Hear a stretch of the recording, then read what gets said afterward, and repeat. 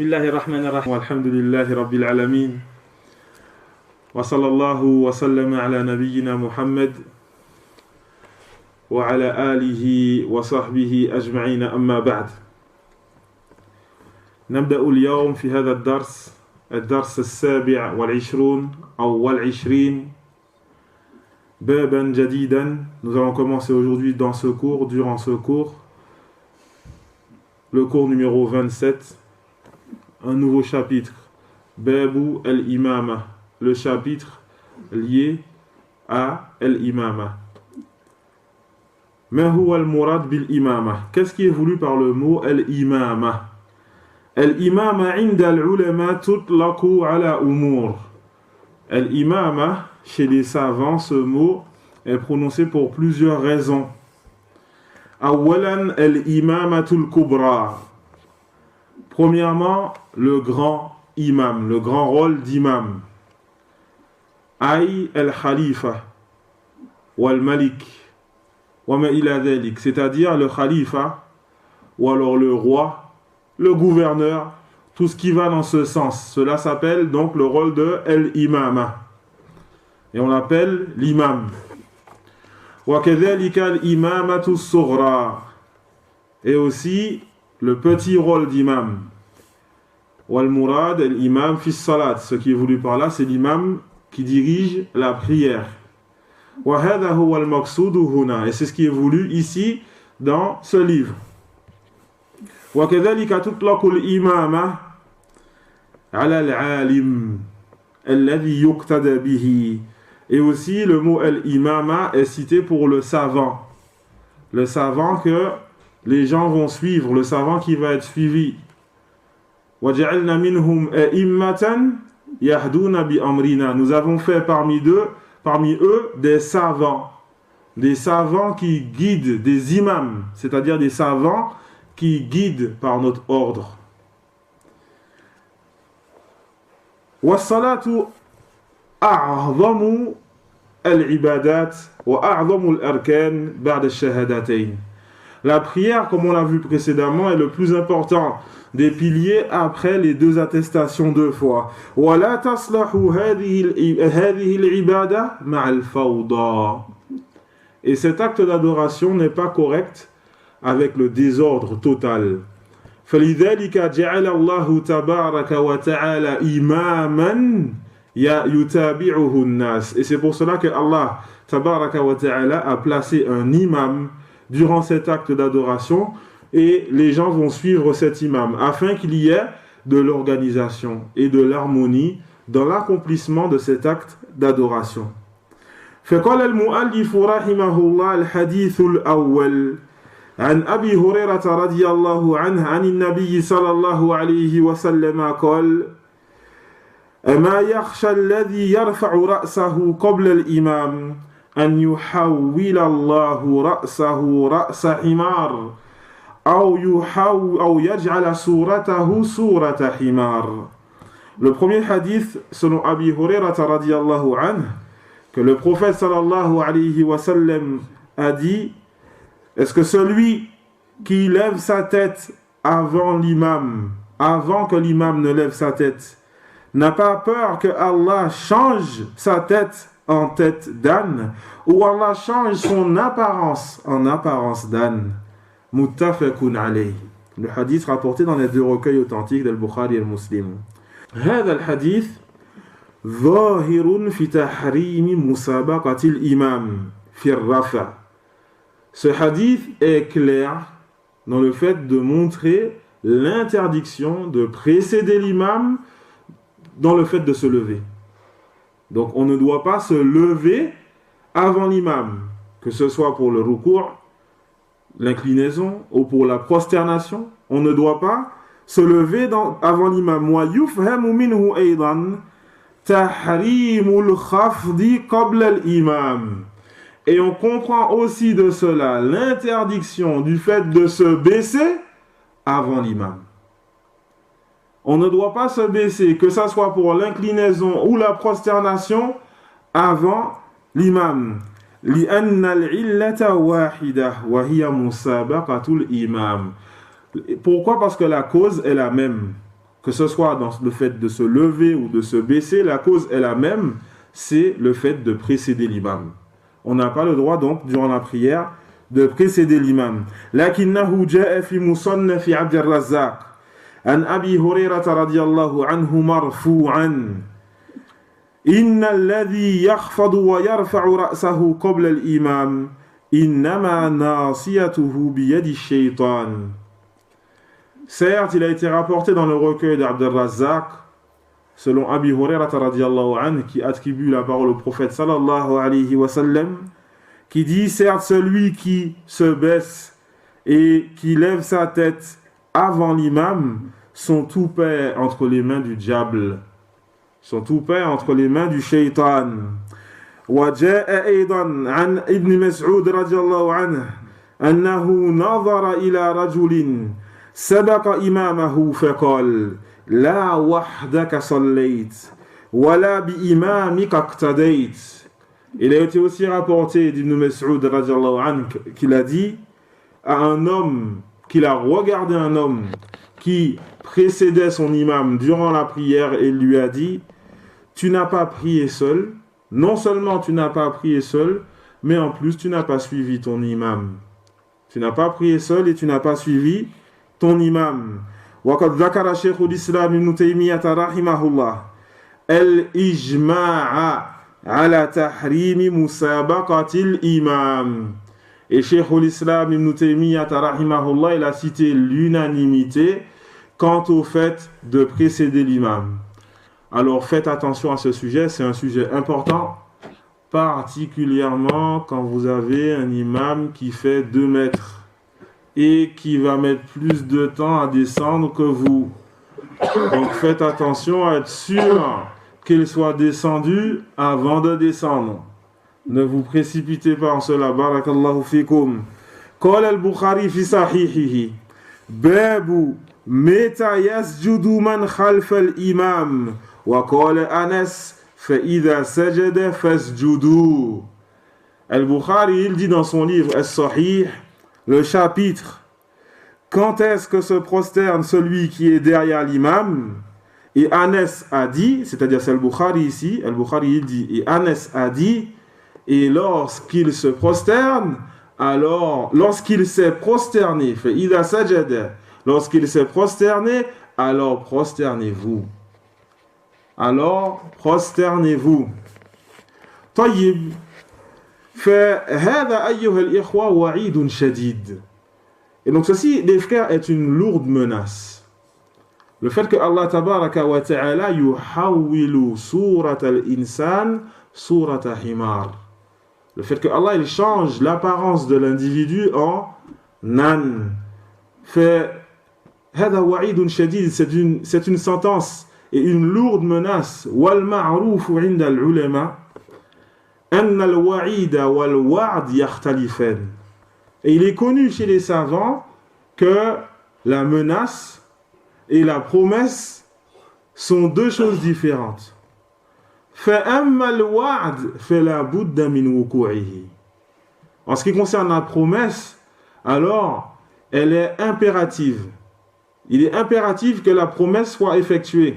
Allah tabaraka wa ta'ala qui a promis qu'il secourt les croyants. Ça c'est obligatoire. Obligatoire. Allah azza wa jalla, il promet, et donc il promet quelque chose, il ne va pas manquer à sa promesse. Il ne manque pas à sa promesse. Maintenant, al-wa'id, la menace, fait qad yaqa' wa qad ya'fu Allahu 'anil 'abdi. En ce qui concerne la menace, il se peut que la menace s'applique sur le serviteur.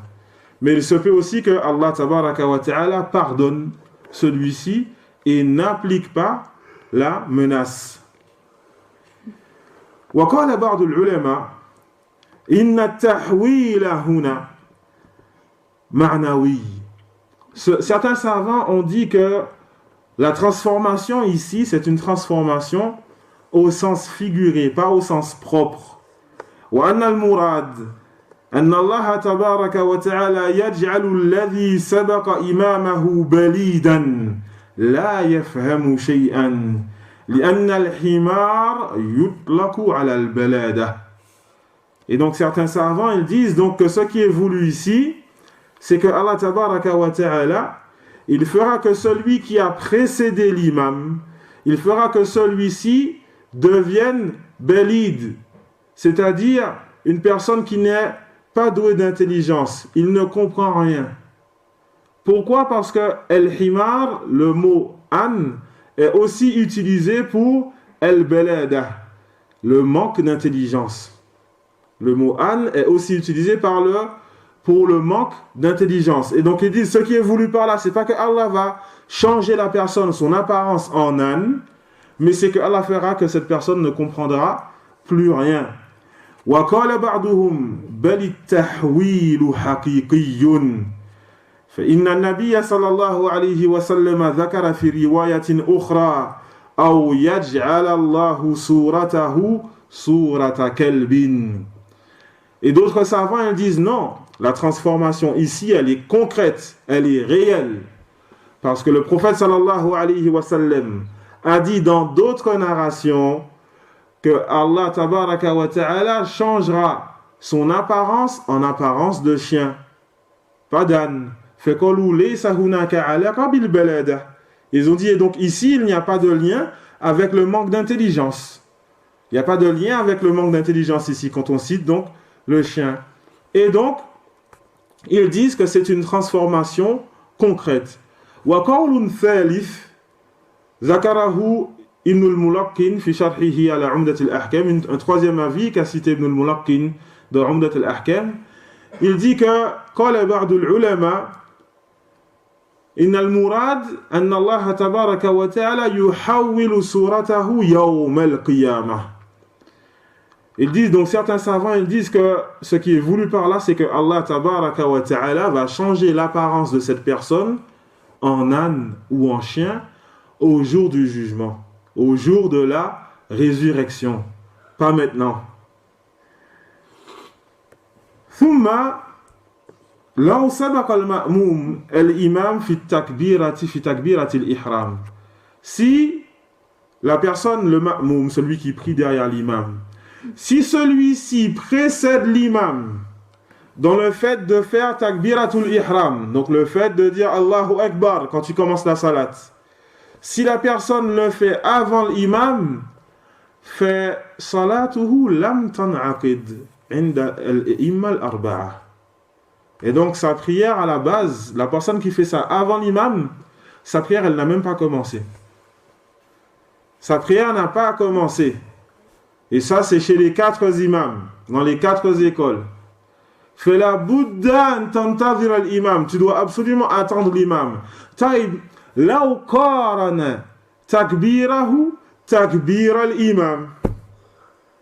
Si il fait le takbir en même temps que l'imam, il ne l'a pas fait avant, il l'a fait en même temps. Qalu kadhalika batulat. Ils ont dit de la même façon, sa prière elle est caduque. La Bouddha an tantadhira hatta yukabbira al-imam wa yantahiya min takbirat al-ihram. Il est impératif que tu attendes que l'imam fasse le takbir et qu'il finisse takbirat al-ihram. Tu ne fais pas avant lui et tu ne fais pas en même temps que lui. Et tu ne fais pas en même temps que lui. Il y a des actes durant la salat où il est recommandé de faire en même temps que l'imam. En même temps que l'imam. Comme par exemple, ils disent les savants, ta'min, le fait de dire amin. Ils disent là, c'est recommandé de faire en même temps que l'imam. Et donc il faut distinguer ce genre d'actes. Et comment est-ce qu'on voit ça? C'est lorsqu'on étudie les ahadiths du prophète sallallahu alayhi wa sallam concernant la description de la salat. Le prophète sallallahu alayhi wa sallam qui nous dit à tel moment, faites comme ça. À tel moment, faites comme ça. Lorsque l'imam dit ça ou fait ça, faites comme ça. Et c'est là qu'on voit que à tel moment, on doit dire comme l'imam ou faire comme lui, en même temps que lui ou après lui. Et tout cela, on le fait, Inch'Allah ta'ala, on va voir tout ça petit à petit à force d'apprendre les ahadiths du prophète sallallahu alayhi wa sallam sur la description de la prière. فَإِذْ لَوْ أَنَّهُ sabaq al-imam fi ruknin akhar. Si la personne elle précède l'imam dans un autre pilier que takbirat al-ihram. Mathalan, sajad al-imam. Par exemple, l'imam il se prosterne. L'imam il fait 2 mètres, il met 4 secondes pour descendre, et il y a un frère, il fait 1m25,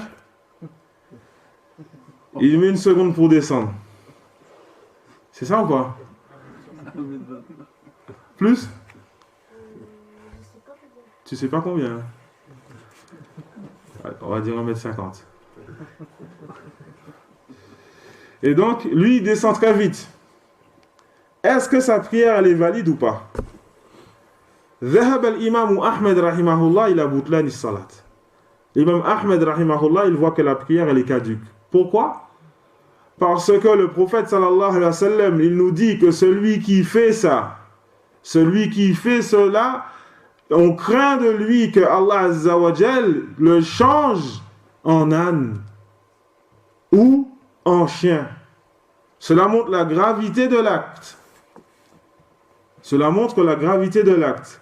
وذهب أبو حنيفة ومالك والشافعي إلى صحة الصلاة مع الإثم.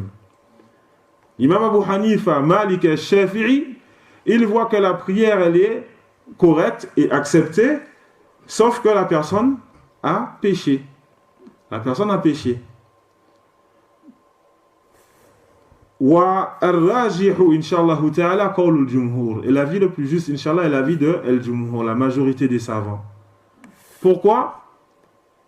لِأَنَّ الْحَدِيث هُنَا دَلِيلٌ عَلَى الْإِثْمِ. Parce que le hadith ici est une preuve que c'est un péché, effectivement, que la personne a mal fait. وَلَكِنْ لَيْسَ فِيهِ أَنَّ الصَّلَاةَ بَاطِلَةٌ وَأَنَّ الْإِنسَانَ يَلْزَمُهُ أَوْ تَلْزَمُهُ إِعَادَةُ الصَّلَاةِ. Il n'y a pas dans ce hadith une preuve montrant que la personne doit recommencer la prière. Il n'y a pas dans ce hadith une preuve que la personne doit recommencer la prière. Et donc la prière, elle est valable, mais la personne a péché. La personne a péché. Et donc on doit faire très attention à cela concernant le suivi de l'imam. Et on verra, incha'Allah ta'ala, dans ce même chapitre, plusieurs sujets liés à cela, comme par exemple, lorsque tu es voyageur et que tu vas prier le Maghrib et que l'imam lui va prier l'Isha ou inversement, etc. On va voir tout cela, Inch'Allah ta'ala, et on demande à Allah Azza wa Jal de nous accorder une science profitable et laisser être capable de toutes choses. Subhanakallahumma wa bihamdik, ashhadu an la ilaha illa ant, astaghfiruka wa atubu ilayk.